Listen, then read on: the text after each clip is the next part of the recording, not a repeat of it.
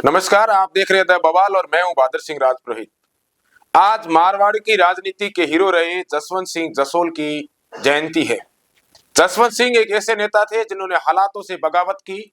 जब विद्यालय में पढ़ते समय अंग्रेजी कमजोर होने से तौहीन हुई तो यह फैसला लिया कि मेरी इंग्लिश इस दुनिया की सबसे बेहतरीन इंग्लिश होगी। जसवंत सिंह जसोल बीजेपी के संस्थापक सदस्य थे। उन्होंने पार्टी कमांडर के साथ मिलकर भारत की राजनीति में हर मोर्चे पर वो तैयार रहे। उन्होंने बाड़मेर से लेकर बंगाल तक कमांडर के हर आदेश का पालन किया। जसवंत सिंह जसोल का जन्म 3 जनवरी 1938 को बाड़मेर के जसोल गांव में हुआ था। जसवंत सिंह की शुरुआती शिक्षा गांव में हुई। वो 6ठी क्लास में मेयो स्कूल में पढ़ने चले गए। उस विद्यालय में धनवान घरों के बच्चे पढ़ने आते थे। जसवंत सिंह जसोल ने जब स्कूली शिक्षा पूर्ण की तो उनको बेस्ट स्टूडेंट अवार्ड मिला। जसवंत सिंह जसोल की का कोई शाही विरासत नहीं थी। हालांकि वो एक मेजर के बेटे थे। राष्ट्र सेवा की विरासत को उन्होंने आगे बढ़ाया और वो फौज में शामिल हो गए। 1962 में युद्ध के दौरान अरुणाचल प्रदेश के नाथुला इलाके से उन्होंने मोर्चा संभाला। उनकी 1967 में राजनीतिक कैरियर की शुरुआत हुई। जोधपुर की ओसिया सीट से 1967 का उन्होंने निर्दलीय चुनाव लड़ा। कुछ लोग ये मानते हैं कि वो स्वतंत्र पार्टी से चुनाव लड़ा था। सत्य ये है कि उन्होंने स्वतंत्र पार्टी की मुखिया महारानी गायत्री देवी से मुलाकात की थी और गायत्री देवी ने उन्होंने पार्टी ज्वाइन करने की सलाह दी थी। जिसके बाद जसवंत सिंह जसोल ने जवाब दिया कि आपकी पार्टी में बहुत सारे राजकुमार हैं। जसवंत सिंह के इस जवाब से प्रभावित होकर गायत्री देवी के पति मान सिंह द्वितीय ने उनकी पीठ थपथपाते हुए कहा, बहुत शानदार। 1980 में भैरव सिंह शेखावत ने राजस्थान से राज्यसभा के लिए जसवंत सिंह का नाम आगे किया और जसवंत सिंह के संसदीय कैरियर के ये शुरुआत थी। यही वो वक्त था जब जसवंत सिंह को राष्ट्रीय राजनीति में पहचान मिलनी शुरू हुई थी। एक ऐसा पार्लियामेंटर जो फर्राटेदार इंग्लिश बोलता हो और हिंदी का भी उतना ही दमदार वक्ता हो। विदेश और रक्षा मामलों के एक्सपर्ट के रूप में पहचान बनी।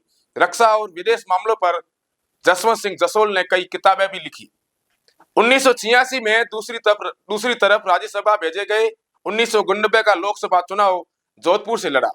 इन चुनावों में कांग्रेस की तरफ से अशोक गहलोत उम्मीदवार थे।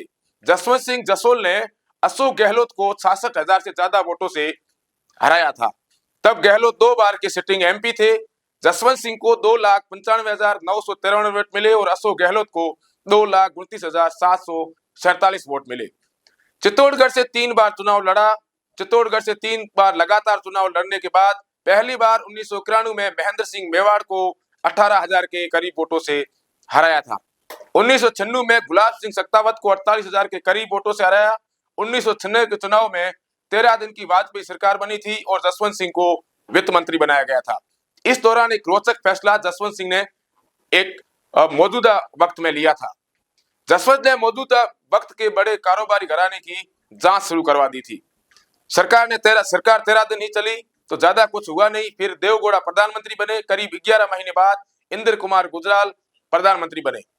1998 में देश को फिर चुनाव में जाना पड़ा।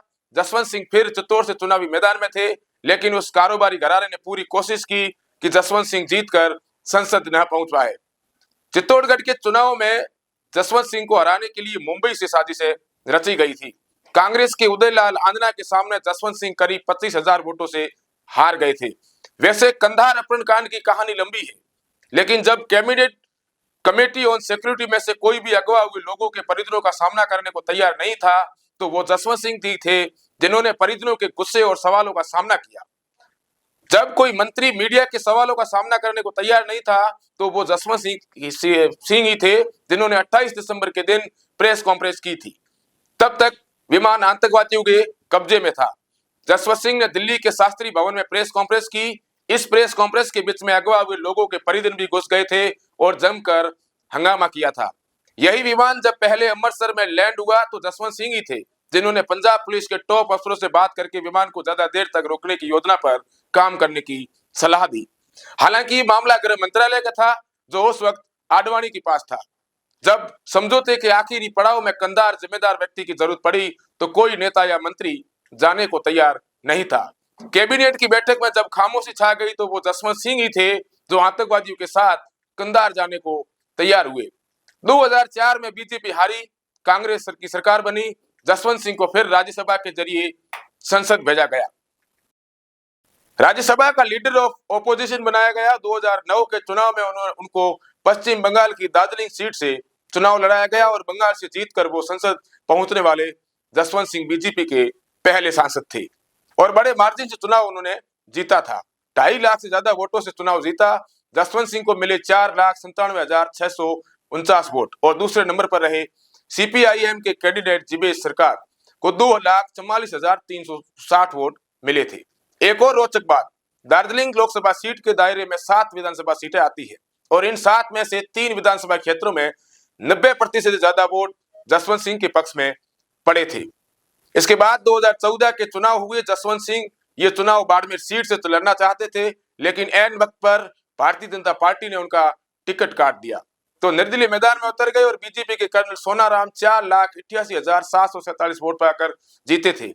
हालांकि उस समय वर्तमान प्रधानमंत्री नरेंद्र मोदी की देश पूरे में लहर थी, इस वजह से कर्नल सोनाराम वो चुनाव जीत गई और जसवंत सिंह जसोल जो नंबर 2 पर रहे और उन्हें मिले 4,01,286 वोट और कांग्रेस के हरीश चौधरी तीसरे नंबर पर रहे जिन्हें 2,20,881 वोट मिले। इन चुनाव के कुछ वक्त बाद ही दिल्ली में अपने आवास पर रात के समय फिसलने से सिर पर चोट लगी और वो कोमा में चले गए। करीब 6 साल तक कोमा में रहने के बाद 27 दिसंबर 2020 को उनका निधन हो गया। अपनी पूर्ण जिंदगी में जसवंत सिंह जसोल ने देश और देश के लोगों के लिए निस्वार्थ भावना से अपने स्वभाव के अनुसार देश में के सांप्रदायिक सौहार्द को कायम रखते हुए अपनी जिंदगी को देश के लिए निहित कर दिया। ऐसे वीर सपूत जसवंत सिंह को हमारा बवाल न्यूज परिवार नतमस्तक होकर सलाम करता है।